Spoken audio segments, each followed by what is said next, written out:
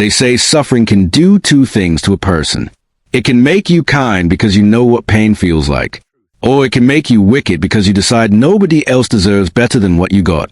This is a story of what happened when those two types of people lived under the same roof. Welcome to Talking African Tales, home of beautiful African stories. Please do well to subscribe if you haven't. God bless you. This is part 2 of Cruel Twins, Kind Stepsister. Aaron kicked dust toward him. You're blocking the entrance. Move before we call the market guards. Samuel looked up at them. His eyes, for just a second, seemed to flash with something not of this world.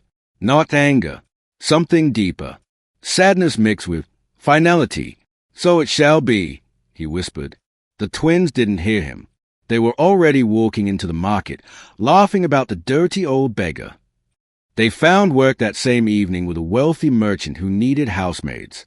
The merchant seemed kind enough, though something about him felt familiar in a strange way. They didn't know that the merchant was Samuel in disguise. The test had only just begun. For 1 full year, Lily worked for Samuel. Every morning, she woke up before the sun and fetched water from a stream. She swept the compound. She cooked his meals. She washed his clothes. She did everything with care and gentleness. But this time, it was different from the house in Grinnell. Samuel said thank you after every meal. He asked her, "Lily, did you rest well?" He noticed when she was tired and told her, "Sit down, child. Rest a bit." He taught her things, wisdom, life lessons. One day, while they were sitting under a mango tree, he asked her, "Lily, do you hate them? Your stepmother and stepsisters?" Lily was quiet for a long time. Then she said, "Samuel, I'm angry. I'm hurt. Sometimes at night I cry thinking about how they treated me. But hate? I don't think I hate them. Hate would make me like them. And I don't want to be like them." Samuel smiled. "Suffering either makes you bitter or better. You chose better. That is rare, my daughter." Lily planted a small garden behind the house. She grew tomatoes, peppers, and flowers. Beautiful flowers of every color. She would pick them and put them in Samuel's room. "These flowers are as beautiful as your heart," he would say. One month, Samuel fell sick. Fever, weakness. He could barely get out of bed. Lily didn't sleep for 3 days. She stayed by his side, giving him water, making him soup, washing his face with cool cloths. She prayed over him with her mother's Bible. "Why are you doing this?" he asked weakly. "I'm just an old man. I have nothing to give you." "Samuel, you gave me kindness when nobody else did," Lily said, tears in her eyes. "You gave me a home. That's everything." Samuel recovered, and he watched her. Every single day, he watched her. Meanwhile, across town, the twins were having a very different year. They hated their work. They hated waking up early.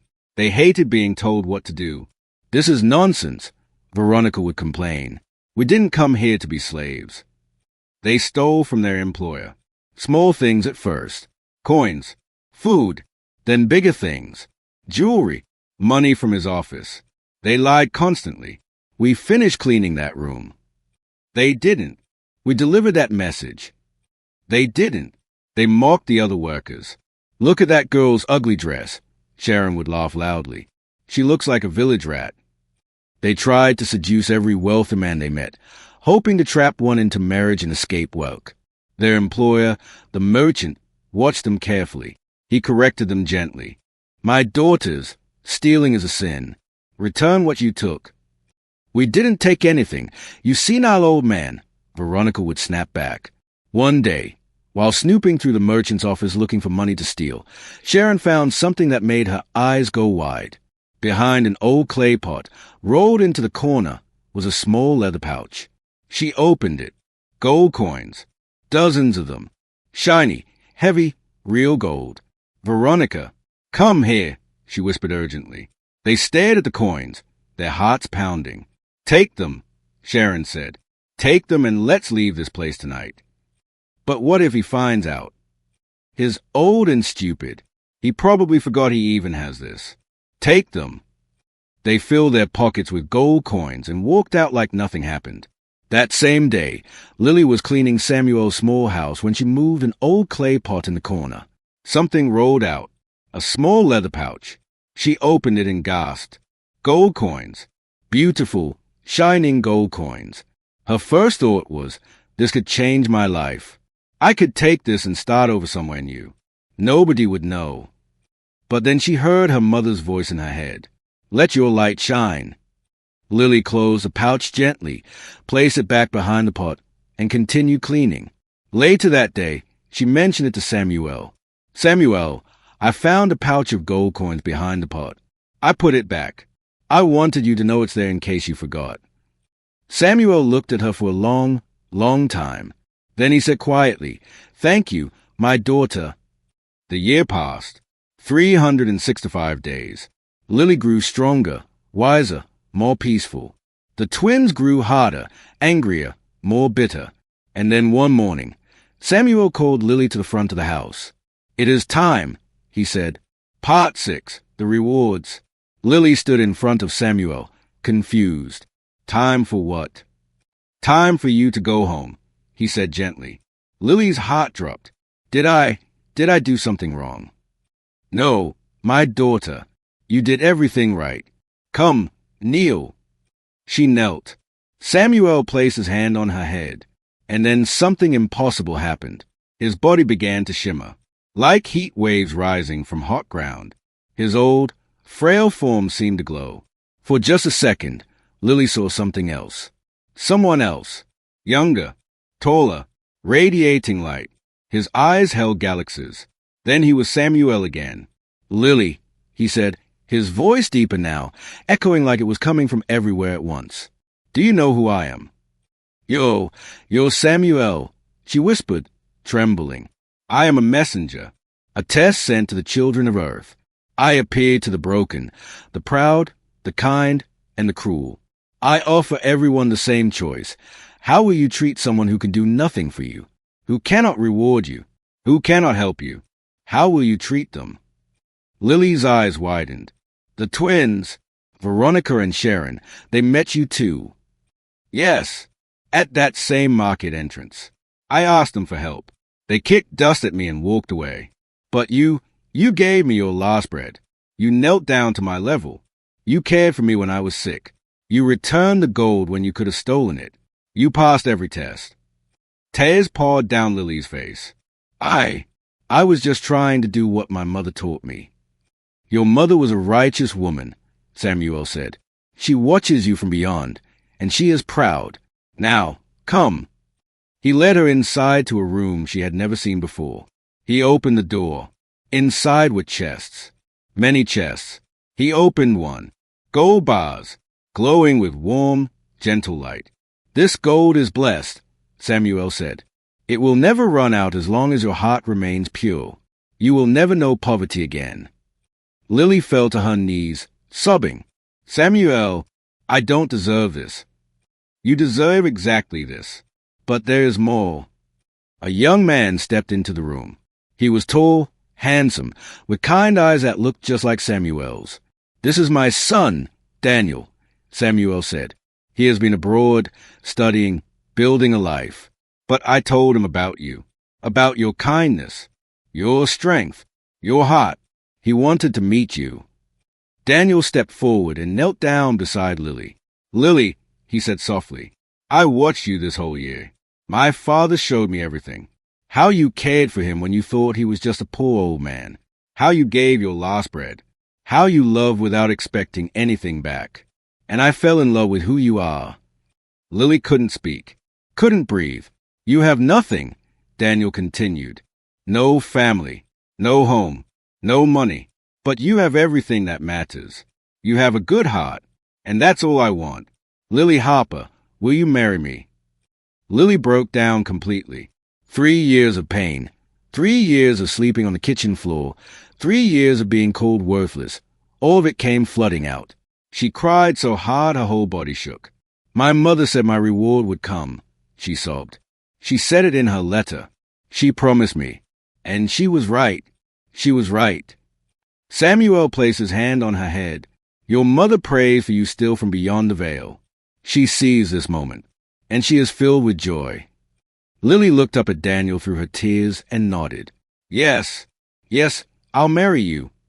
He pulled her into his arms, and she cried into his shoulder while Samuel smiled. That same morning, across town, the twins woke up excited. Today we leave this terrible place, Veronica said, checking her bag. Inside were the gold coins they had stolen days ago. Finally, we're free, Sharon agreed, checking her own bag. They walked out of the compound without even saying goodbye to the merchant. They were hours away from town, laughing and celebrating, when Veronica said, "Let's count the money." They stopped under a tree and opened their bags. Lizards, hundreds of lizards poured out. Small, gray, cold-blooded creatures crawling over their hands, up their arms, into their hair. They screamed and threw the bags away. But the lizards kept coming, crawling out of their pockets, their clothes appearing from nowhere. What is this? Sharon shrieked, trying to pull them off. Veronica tried to scream for help. Somebody help us. Please. But as she opened her mouth, something crawled out from between her lips. A lizard. She gagged, horrified. She tried to spit it out. Another one came. Sharon tried to speak. Same thing. A lizard crawled out of her mouth. They fell to their knees, gagging, crying, trying desperately to pull the creatures away. And then they heard a voice behind them. So it shall be. They turned. Samuel was standing there, but he didn't look old anymore. He was tall, radiant, terrifying in his glory. You kicked dust at me, he said, his voice echoing. You mocked me. You stole from me. You lied. You were given the same choice your stepsister was given. She gave. You took. She loved. You hated. She returned what wasn't hers. You stole what you didn't own. Please. Veronica tried to say, but only gagging sounds and lizards came out. From this day forward, Samuel said, your mouths will speak your truth. Just as you insulted others, insult will be your language. Just as you filled your hands with stolen things, your hands will only touch what reflects your heart. Lizards, cold-blooded creatures, just like you became. Every time you try to speak, a lizard will come out. Every coin you touch will turn to lizards. Every mirror will show you what you truly are. This curse will last 7 years unless you learn what your stepsister already knows, how to serve others with a pure heart. He vanished. The twins collapsed on the ground, surrounded by lizards, unable to speak, unable to cry for help without gagging. And they finally understood they had failed the test their stepsister had passed. 3 days later, a beautiful carriage pulled up to the compound in Grinnell. People came out of their houses to see. Who could afford such a fine carriage? The door opened. Lily stepped out. She was wearing a simple but elegant dress. Her face was glowing, radiant with joy. Beside her stepped Daniel, tall and handsome. Behind them, servants carried chests.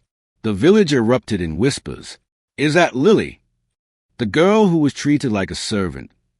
How is this possible? Margaret heard a commotion and ran out of the house. She saw the carriage and her eyes lit up with joy. My daughters, you've returned. You've made it.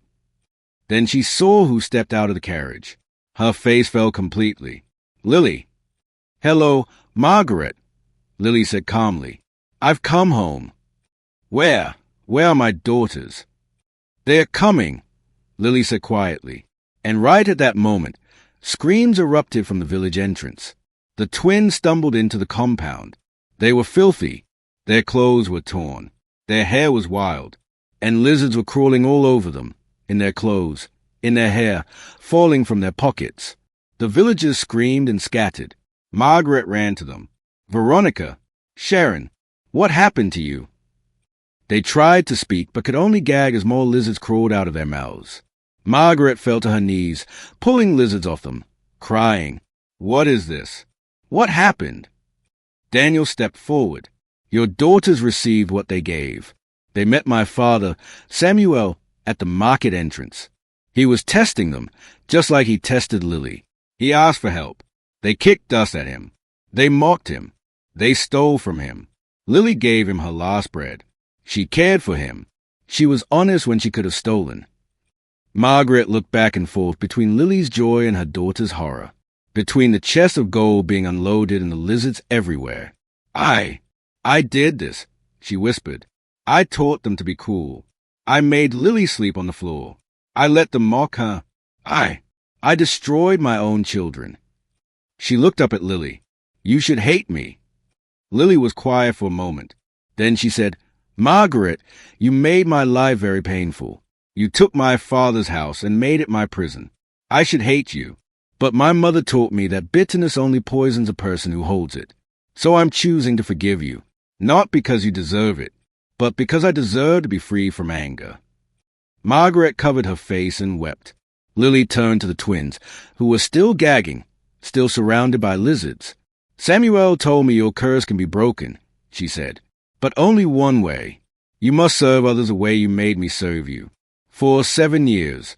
7 years of humility. 7 years of putting others first. 7 years of real kindness, not fake kindness. Only then will your mouths be clean again. The twins looked at each other. 7 years. It seemed impossible, but there was no continue 1:09p mother choice. You can start here, Lily said. I'm building a home for widows and orphans at the edge of town. You can work there, cook for them, clean for them, care for them. Maybe, if you truly change, the curse will break. The twins nodded, tears streaming down their faces. 3 years passed. Lily and Daniel built a beautiful home on the edge of Riverside. With the blessed gold that never ran out, they built a school for poor children. They built a clinic for sick people. They built houses for widows like Margaret once was. People traveled from distant villages just to meet Lily. Her words brought comfort. Her presence brought peace. She became known as Lady Lily the Kind. The twins worked in the home for widows and orphans. At first, every word they tried to speak brought lizards. Every act of service felt forced, fake. But slowly, painfully, they began to change. They learned what it felt like to scrub floors until their hands ached. They learned what it felt like to serve someone and get no thanks. They learned what it felt like to be tired, hungry, and still have to wake. They were learning empathy the hardest way possible. By year 3, the lizards came less often. Sometimes a whole day would pass with no lizards if they served with a truly pure heart. They no longer mocked anyone. They no longer stole. They no longer thought they were better than others. They were being transformed by the very suffering they had once inflicted on Lily. Margaret lived in a small cottage on Lily's property. Lily had given her a place to stay, but their relationship was distant. Some wounds take a very long time to heal. Margaret spent her days in a small garden, growing vegetables. She had found some peace, but her eyes always carried the weight of regret. She watched Lily from afar, seeing the daughter she could have loved but chose to destroy. One evening, Lily was walking through the garden of her home when she heard footsteps behind her. She turned. It was Veronica.